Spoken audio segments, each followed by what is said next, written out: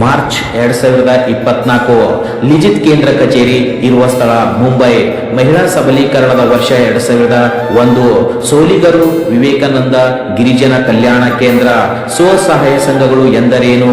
ಸ್ವ ಇಚ್ಛೆಯಿಂದ ನಿಯಮಿತವಾಗಿ ಸಣ್ಣ ಮೊತ್ತವನ್ನು ಉಳಿತಾಯ ಮಾಡಿ ಪರಸ್ಪರ ನೆರವಿನ ಮೂಲಕ ತಮ್ಮ ತುರ್ತು ಅಗತ್ಯತೆಗಳನ್ನು ಪೂರೈಸಿಕೊಳ್ಳುವ ಸಾಮಾನ್ಯ ಸಾಮಾಜಿಕ ಮತ್ತು ಆರ್ಥಿಕ ಹಿನ್ನೆಲೆಯಿಂದ ಬಂದ ಸಣ್ಣ ಉದ್ದಿಮೆದಾರರನ್ನು ಒಳಗೊಂಡ ಸಮೂಹವೇ ಸ್ವಸಹಾಯ ಸಂಘ. ಮಹಿಳಾ ಸಬಲೀಕರಣ ವರ್ಷ 2001. ಬಿಂದೇಶ್ವರ್ ಪಾಠಕ್ ಸುಲಭ ಇಂಟರ್ನ್ಯಾಷನಲ್ ಸ್ಥಾಪಕರಾಗಿದ್ದಾರೆ. SHG ಯನ್ನು ವಿಸ್ತರಿಸಿ. ಸ್ವಸಹಾಯ ಸಂಘಗಳು ಮಹಿಳಾ ಸಬಲೀಕರಣವನ್ನು ವ್ಯಾಖ್ಯಾನಿಸಿ.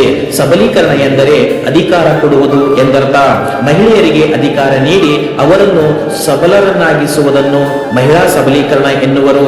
ಸ್ತ್ರೀ ಶಕ್ತಿ ಯೋಜನೆಯನ್ನು ಯಾವ ವರ್ಷದಲ್ಲಿ ಜಾರಿಗೊಳಿಸಲಾಯಿತು? 2001. ಯಾವುದಾದರೂ ಒಂದು NGOವನ್ನು ತಿಳಿಸಿ. Green piece. ಭಾರತದ ಯಾವುದಾದರೂ 2 ಮಹಿಳಾ ಸಂಘಟನೆಗಳನ್ನು ತಿಳಿಸಿ. ವಿಮೋಚನಾ ಮತ್ತು ಸ್ತ್ರೀ ಶಕ್ತಿ ಸಂಘಟನೆ. ಮಹಿಳಾ ಸಬಲೀಕರಣ ಎಂದರೇನು? ಮಹಿಳೆಯರಿಗೆ ಅಧಿಕಾರ ನೀಡಿ ಅವರನ್ನು ಸಬಲರನ್ನಾಗಿಸುವುದೇ ಮಹಿಳಾ ಸಬಲೀಕರಣ. SKDRDP ಯನ್ನು ವಿಸ್ತರಿಸಿ.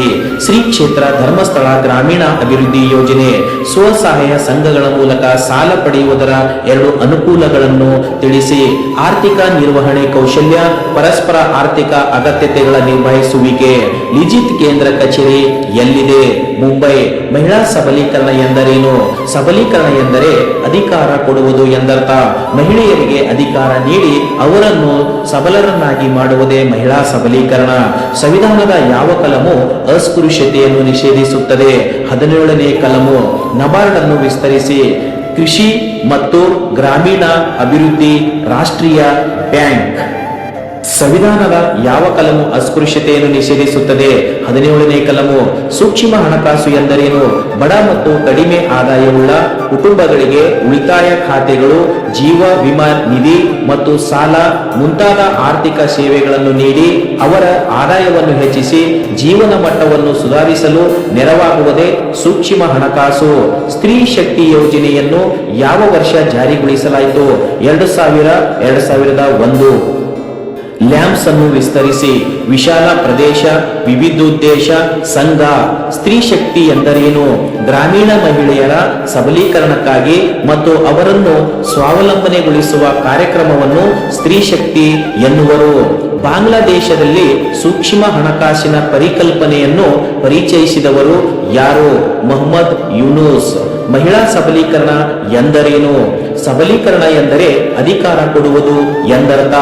ಭಾರತ ಸಂವಿಧಾನದ ಯಾವ ಅನುಚ್ಛೇದವು ಅಸ್ಪೃಶ್ಯತೆಯನ್ನು ನಿಷೇಧಿಸುತ್ತದೆ? 17ನೇ ಅನುಚ್ಛೇದ. ಸ್ತ್ರೀ ಶಕ್ತಿಯ 2 ಉದ್ದೇಶಗಳನ್ನು ತಿಳಿಸಿ. ಮಹಿಳಾ ಸಬಲೀಕರಣ ಮತ್ತು ಸ್ವಾವಲಂಬನೆ. ಲಿಂಗ ತಾರತಮ್ಯ ಎಂದರೇನು? ಒಂದು ಲಿಂಗದವರಿಗಿಂತ ಮತ್ತೊಂದು ಲಿಂಗದವರಿಗೆ ಹೆಚ್ಚು ಪ್ರಾಮುಖ್ಯತೆ ಕೊಡುವುದನ್ನು ಲಿಂಗ ತಾರತಮ್ಯತೆ ಎನ್ನುವರು. ಲಿಜಿತ್ ಕೇಂದ್ರ ಕಚೇರಿ ಎಲ್ಲಿದೆ? ಮುಂಬೈ. ಲಿಂಗ ಮತ್ತು ಲಿಂಗತ್ವ ಏನನ್ನು ಸೂಚಿಸುತ್ತದೆ? ಲಿಂಗವು ಜೈವಿಕ ಅಂಶವಾಗಿದೆ. ಪುರುಷತ್ವ ಮತ್ತು ಸ್ತ್ರೀತತ್ವದ ಲಕ್ಷಣಗಳು ಮತ್ತು ಪಾತ್ರಗಳನ್ನು ಕುರಿತಾದ ಸಾಮಾಜಿಕ ಮತ್ತು ಸಾಂಸ್ಕೃತಿಕ ಗ್ರಹಿಕೆಗಳನ್ನು ಆಧರಿಸುವುದೇ ಲಿಂಗತ್ವವಾಗಿದೆ. ಲಿಜಿತ್ ಕೇಂದ್ರ ಕಚೇರಿ ಎಲ್ಲಿದೆ? ಮುಂಬೈ. ಸ್ತ್ರೀ ಶಕ್ತಿಯ 2 ಗುರಿಗಳನ್ನು ಬರೆಯಿರಿ.